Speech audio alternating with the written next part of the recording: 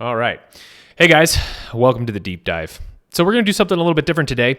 Pradeep or Stockbee posted a tweet that I thought was particularly interesting, where he posted about four to eight charts, 4 charts in each tweet. So 8 charts total of stock market bottoms from the past. Obviously, the thinking is right now the market is in a correction, and what could a bottom look like in the stock market? So I thought, why not go through those charts bar by bar like we've been doing with the regular deep dives and get an idea of what the experience of a stock bottom would be like. Now, while we're doing this, think to yourself a little bit about, this is what I'm going to be thinking about. Each one of these bars is one day. Are you trying to pick a bottom? Are you trying to buy a bottom? At what point are you trying to buy a bottom? How, was there one day that if you didn't buy that bottom, you missed the whole run higher? Or did patience pay off? Did we have a double dip? Was it a V bottom? Just all these kind of things to think about when we're looking at these charts. Now, we're going to use the SPY. I have data on that. Let's see. Okay. And then we're also going to use the Wall Street Journal, which has kind of these archives. So maybe we'll get some news that's interesting at the same time. So we're going to start with the July of 1998, which is going into the Russian crisis that happened at that time. This is what the stock market looks like. It's riding the 200 and riding the 100 here as well. So let's zoom in a bit, and we're just going to go bar by bar, and we're just going to start figuring out what bottoms feel like and what they present as. So we had this nice flat area and then a nice low volatility run up, and now we're turning down, and you can see the volume coming in. So indexes are a little bit different than regular individual stocks. Indexes tend to go up on low volume. You can see this whole period here is low volume, and then they tend to go down on high volume. Actually, before we do this, let's just do, there we go. Make it easier to see my cursor. So we're going down here. We just sliced through the 10 and the 20, and we just broke through. We had a little bit of support bounce here on these 3 moving averages, and then just right through them, which was probably pretty surprising. Big down day there. Find some support at the 200 where we're making a range. Interestingly enough, we never really pop above the 50 or the 65 or the 100. New big down day. Okay, there's a big down day. 8/31. So we could go to 1998, August 31. We could see if there's any news. Russian woes hit European markets. Index fund craze may save the day. Always hope, right? August will be the first month in years that investors took more money, question mark. Let's see. Let's look at Russian woes hit European markets. European stocks declined Monday as investors remain concerned about the economic impact of political turmoil in Russia amid a lower opening on Wall Street. So very negative, as you can see on this big down day, which is obvious. Huge volume. Let's keep going. All right, we almost get up to the 200, but not quite. There we go. Got up to the 200. See if we're turn around. Is this the bottom? Or are we? No, looks like we're going to maybe double dip here. Yeah, so we made new lows on October 8th. See if there were any news on October 8th. Let's see. No. Weaker dollar hammers stocks. Maybe. European stocks sank Thursday, pressured by a gyrating dollar, weakness on Wall Street, and disappointment with the Bank of England's modest 1/4 percentage point interest rate cut. Dollar plummeted as much as 7% against the yen through the close of trading in Europe. So some Forex news. Stocks rebound with U.S. Brazilian shares rallied late Thursday. Okay. IMF leaves stocks off the charts. There's not much here. Okay. So we did undercut. We kind of got undercut of these 9-1 lows about a month and a half later. You can just kind of get the sense of this bottom is being built, but I bet people were like trying to pick a bottom. I bet they were like, oh, we got to get in, which is really fueling this up move. And then it turns around and makes new lows, at which point people are probably like going, oh man, this thing's plummeting through the earth. But then we have this huge up day. Wow. that hit the 200. Do we come down again? Not really. We're just going sideways here.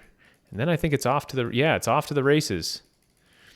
So really, this area here would have been a great time. I mean, this almost looks like a flag, right? This area here would have been a great time to find stocks that were giving relative strength. And yeah, you could have then had a nice 26 days of pretty linear run higher with just a little pause right in there.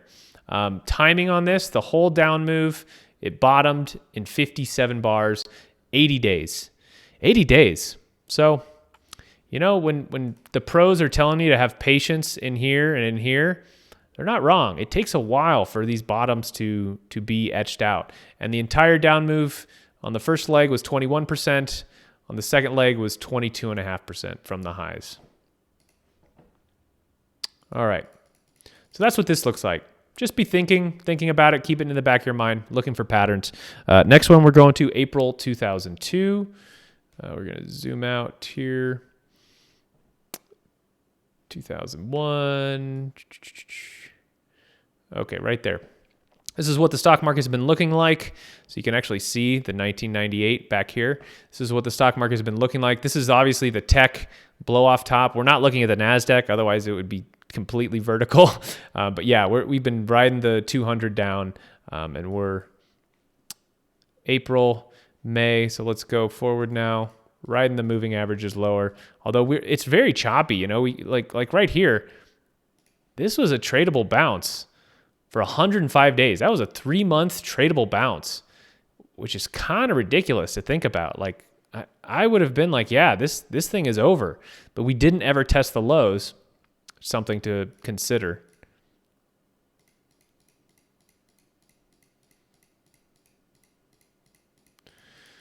All right. So you can definitely see that we went from chopping around the moving averages to now really respecting this 20. You know, we were respecting this 20 underneath. It popped up for a while, and then market just couldn't handle it. Even retested it here on that 531. That would have been a good day to get short on a retest.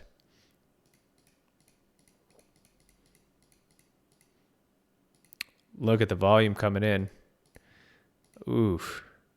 All right, big up day on 7/24. Let's just see if there was any news on 7/24, 2002. 7/24.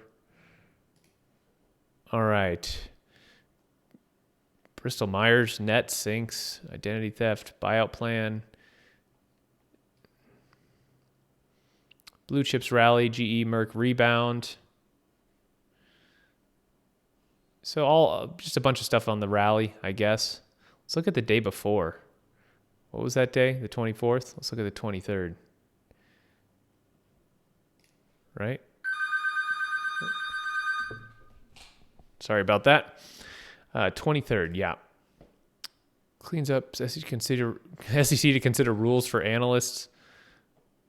Tech stocks plunge as telecom woes continue. Add to losses. Yeah, just all really negative stuff, obviously. But we're getting a bounce here. Bounce up to the 20. We're going to bounce to the 50. We do. We hit the 50. Hesitate for just 2 days. Then up to the 65. Break through that.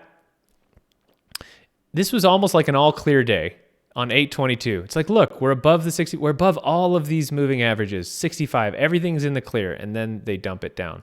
Let's see if the dump has follow through. Yeah, it's got a little follow through.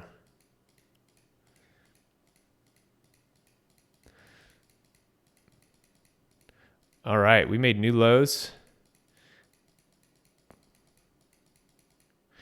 We made new lows here. It wasn't this climactic new low on this huge volume. It was still very high volume. As you can see, volume's going up in this period as the stock market's going down.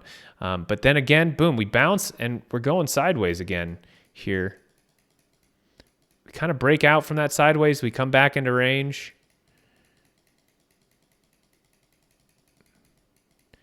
We're just kind of going sideways. All right. We broke below the range there. Market didn't like that. Couldn't really hold below that. And you can see the very low volume on these candles here. This is very low volume. So that might have been an indication right there that the down move is kind of over. This candle right here, just it breaks lower than the range, than this 87.32 area, and it just can't keep going. And now we're up above the moving averages. Ooh, never mind. Ooh, so tricky. I would have been totally wrong. This really does look like a breakaway day, this 1-2-2003. But, it even has a gap, but no, we're still going.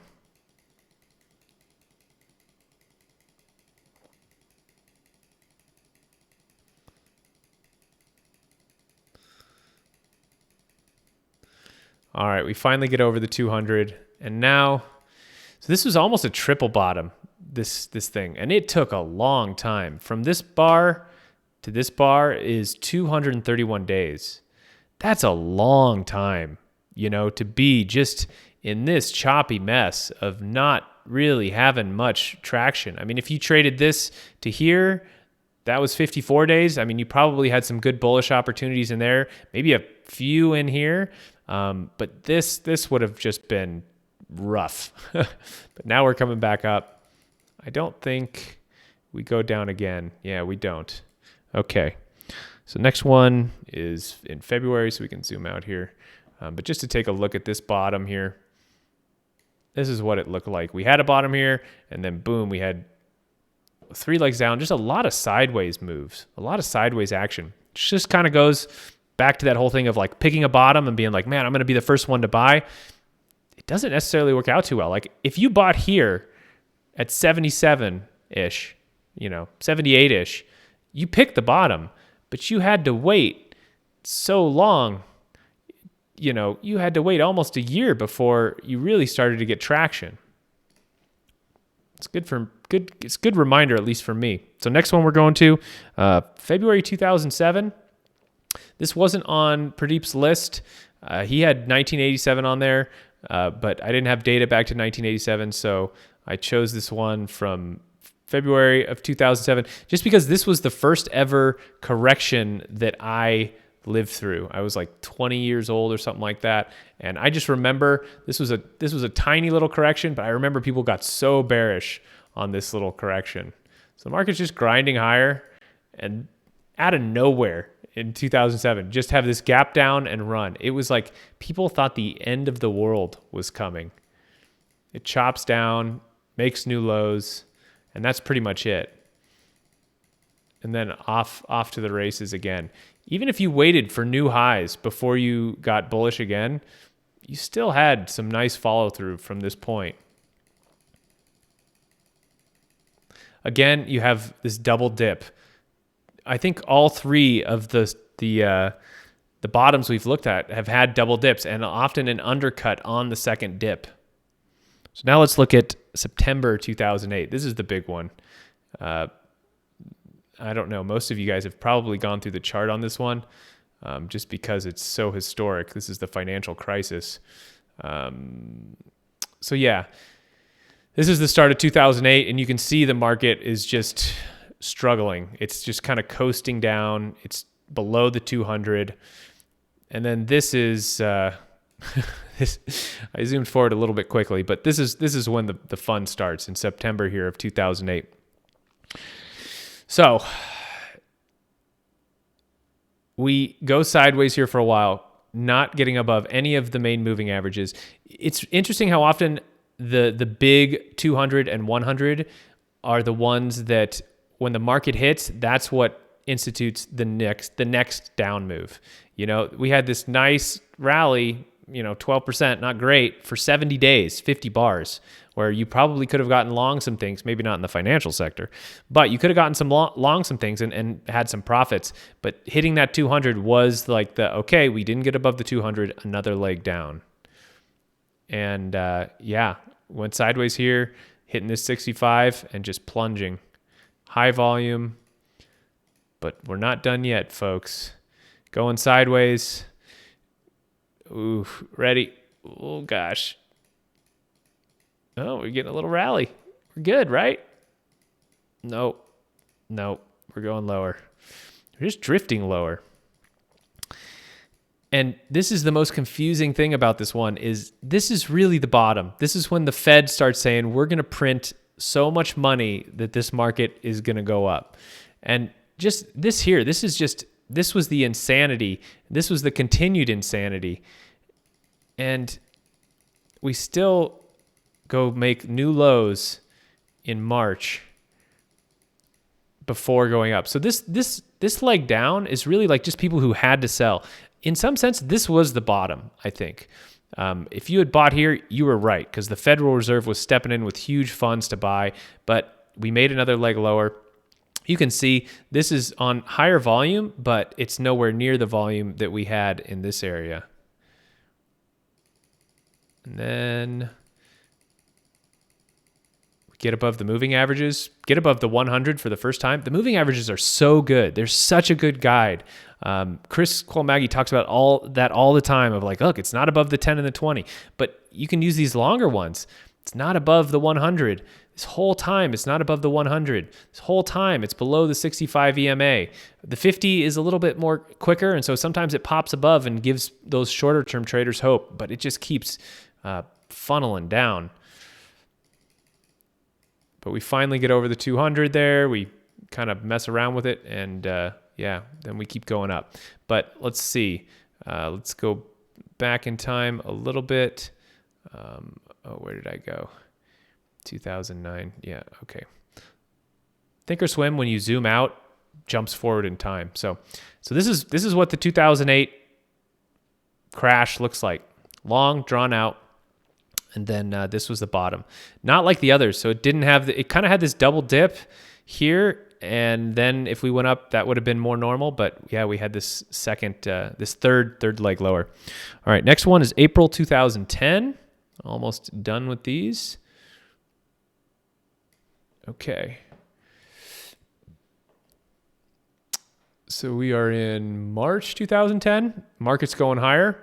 We did have a little bit of dip here. This was not a huge one. 9% down, and this was a V bottom. It didn't do a second dip. It kind of looked like it was going to here, but it did not. And interestingly enough, this did not get below the 200 either, which might have told you that V bottom was definitely possible.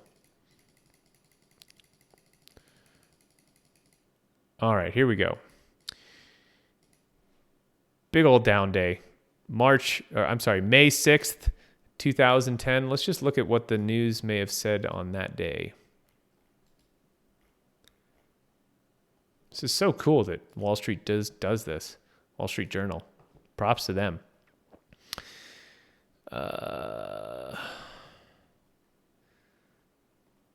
Photos, business.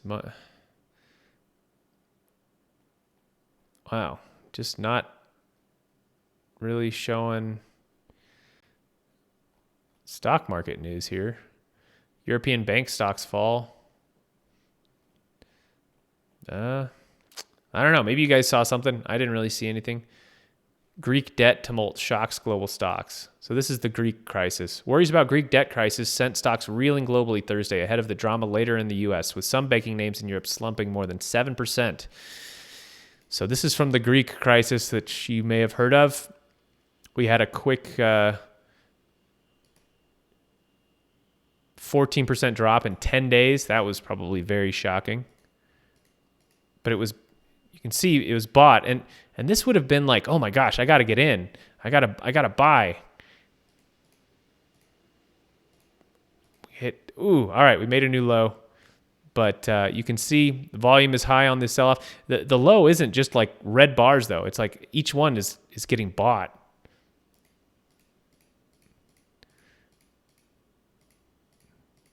Triple. We hit the bottom 3 times in this case. Oh, maybe a 4th time? Yeah, all right. So this is interesting. We built this range. As soon as we broke above this range, we failed. We tried to get over the 200, and this would have been, the 622. This would have been an interesting area to think about shorting because, as we've looked at in our other patterns, this kind of double bottom here, it was really a triple bottom, but this kind of double bottom here, this could have just gone easily up higher, but yeah, it failed. We made new lows, rallied from those new lows. And I should say these new lows were not nearly as high volume as that area, as this fall. So the volume is definitely falling off, just meaning that the volatility and the scariness of the down move is less. Now we're above the main moving averages. Oh, nope, we're coming back down. Man, this is just choppy. All right, so this was an important day because we made new highs. We hadn't been there for 125 days, quite a while, 4 months. This was like a 4-month high on this 920. And we're above all the moving averages now. And so I definitely feel better about getting long here. And yeah. So look at that. If you had just waited through this whole period, you probably would have saved money trying to not hit the bottom. And if you waited till this day and said, all right, now I'm getting long, I mean, you had 3 months. How much longer does this run? Yeah, you had 96 bars, 137 days where you could have easily gotten long stocks, made good trades, and you would have been in good shape. July 2011 is our next one we're going to look at. Oh, did I go too much forward? No. We can actually just keep going here.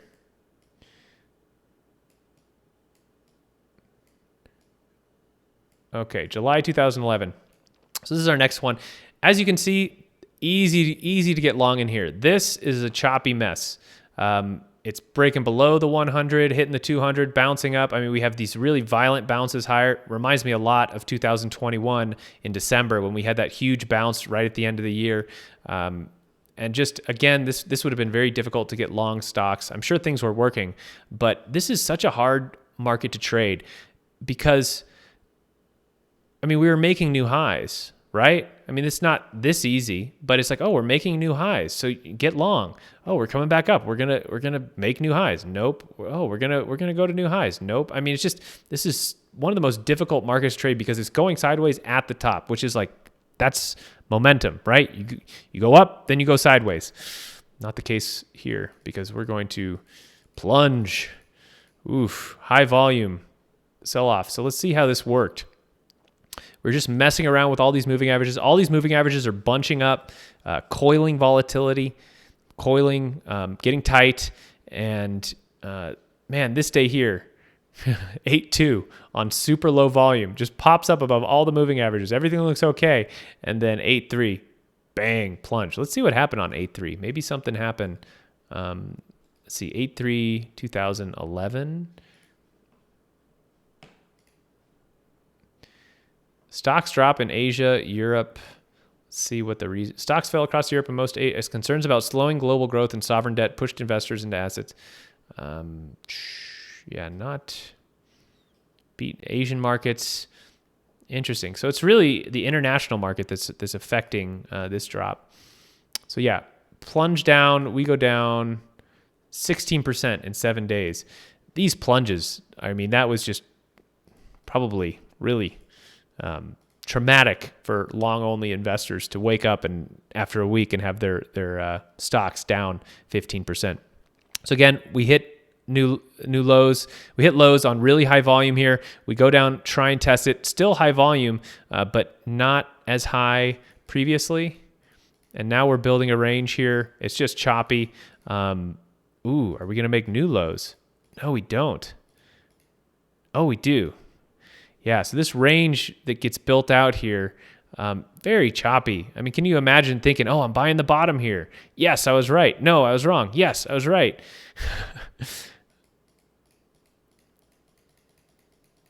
All right. Now, wow.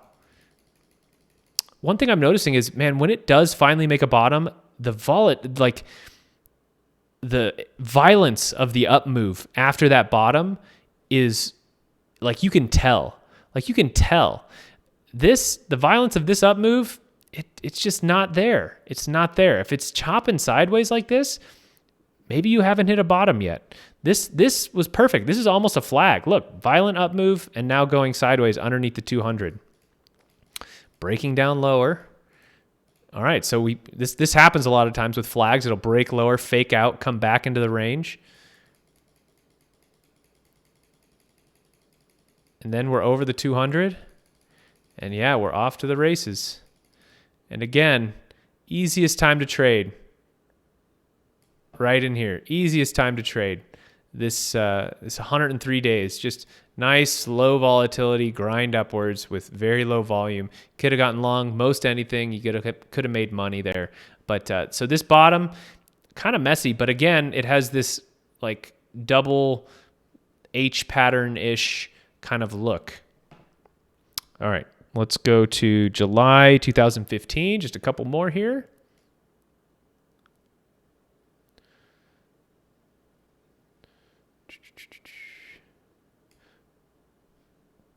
Couple more years. Market's just going up. Ooh. All right, we're there. I went forward a little too much, but yeah, July 2014. Very nice, orderly up move there. And yeah, the whole market, I mean, it's not one of those after, it's not like the one I just showed you where it's after a correction. And so it's a really nice, easy up move to take advantage of. But we're still grinding higher. This would have been difficult to trade. This would have been nice to trade. This would have been nice to trade. Now we're turning lower. We're starting to get lots of volume coming in, breaking the 200. Coming right back, man. They bought it so hard. Look at how hard that was bought. And so looking at that, I'm thinking if I just had the last, bottom in my mind, I'm thinking, okay, maybe now if we go sideways for a while, we're ready to go up. But no, just right back to new highs. Dang. So this one, totally different than the last bottom. Okay, if you were expecting it to go sideways, this is the V bottom perfectly, the perfect V bottom. This would have been tough because this was a good period to trade here. 37 bars, 52 days. This was probably a great time to be long stocks, but it's just the market taking expectations and flipping them on their head. Nice. I mean, this was, let's see how much we went down here. Only 10%. So I'm noticing that if it's, the V bottoms tend to happen on less violent down moves. There's a couple that have been V bottoms and they have been like sub 10% corrections, whereas the ones that are longer corrections, 20% or whatnot, those tend to go sideways. Maybe that's something interesting to keep in mind. But wow, just sideways after that. So we had that great trading period here and then sideways for a while. All right, last one is July 2015. I was in 2014. Okay, you guys are probably yelling at me through the screen. Let's go. There's another one here coming. This is July 2015. Ooh, so this was this was huge down move, 13% in just a few days, and now we're going sideways for a while. We almost get to the 50 and the 65, come back down. Again, that pattern, that H pattern, kind of make new lows, come back, go sideways. Looks like we're going down to either make new lows or not. And now just a real violent move upwards.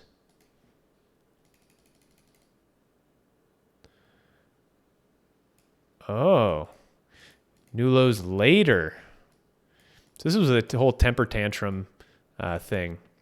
So this would have been okay to trade, but it wasn't that low volatility kind of look to it, it just was different.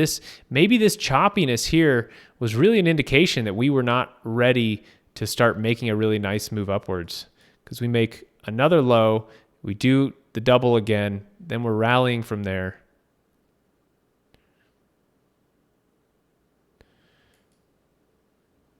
And now we're starting to lower volatility in here. No, we're not. We're going sideways more. Yeah, 2015 was a rough time to trade. But, yeah, now we're back to going up. So, again, just a look at that. Almost two corrections in one. This is two corrections. This is what a lot of our corrections have looked like that we've studied, but we got two back-to-back. Very strange. And then the last one is December 2017. I traded through this one, so this one's a little bit more familiar. Okay. All right, market's just having a tear, doing really well. We don't need this. So we top out 2018 on January 26th. I remember this very distinctly. And this is one of those. This is a crash. This is like a 1987 or a 1929 where the market doesn't have any real indication of going lower before the correction. It's just going straight up, and that leverage is what gives fuel to the crash. So we come all the way down to the 200, going sideways, which makes me think, yeah, we're going to go down here. Did we get to new lows? Not quite.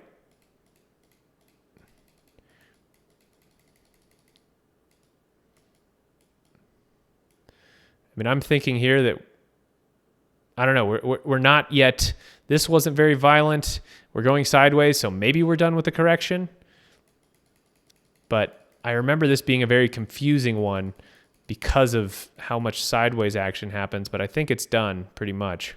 Yeah, we just keep going up from there. So let me give you some thoughts about what I saw. So a couple ideas. One, when the bottom finally happens, it does seem like there is a violent move upwards. I mean, this last one that we looked at was not really like that. It was, it just chopped sideways for a while and then eventually went up. Bottoms take time. They definitely take time. There were a couple V bottoms. Those V bottoms tended to be shallow. They tended to be like, oh, the market only went down 10% and it was violent, but then it bottomed and it went right back up. And maybe in those cases, there are a lot of people who are expecting like another move down and it just never happens. And so I think it's the longer, the ones where we chop sideways for a while are the deeper corrections. So that's one thing I noticed. The double dip, hitting it twice, sometimes 3 times, happens all the time, especially if the correction is more than 20%. And yeah, just watching for that violence in the up move after a real bottom has been made. The one in particular, I think it was April 2010. I could be wrong. Might have been July 2011. But, it went down, kind of chopped around for a while, and then it made a new low, and just that violent move to the upside was like, it's on, and then it went sideways for a little bit, kind of dipped down, making you think, oh no, fake out, right back into range, and then it was just off to the races. So anyway, let me know what your observations were on this, and kind of a different format than what we've normally been doing. But yeah, give me your thoughts. What do you think about this? It makes me think of our current, so let's go to our current, let's just do this real quick. Let's go to our current market. Given what we know, so this is present day. It's 218 was the last trading day. So today is 221. This makes me think we are going down to make new lows, or at least we're going down into this area. We didn't get we're getting that chop that we normally see with bottoms, right? Choppy in here, but we're getting that chop we normally see with bottoms. Man, this day here, 2.9. Just suckered people in. Same thing on this day, 2.2, suckered people in. I wouldn't be surprised if we come down here. Either way, we're in chop mode until we get like a real like violent move up off this and maybe some sideways action. You could probably take a vacation, I'm guessing. If we just rock it from this point, it will be very different than all of our other bottoms. And so, maybe that happens. I don't know. But for me, the way I feel after looking at that, and let's see how much is this. This is 12%. So this is one of those ones that's a little bit more shallow. So maybe this one would qualify for a V bottom, and that's what these people are thinking, because this was a pretty violent move off the bottom. This was up 6.5%. So we'll see. I wouldn't be surprised if we kept chopping around, made new lows, and then in a few months we actually had a tradable bounce. So, all right, guys. Thanks so much. And if you enjoy this, please like and subscribe, and I'll talk to you soon.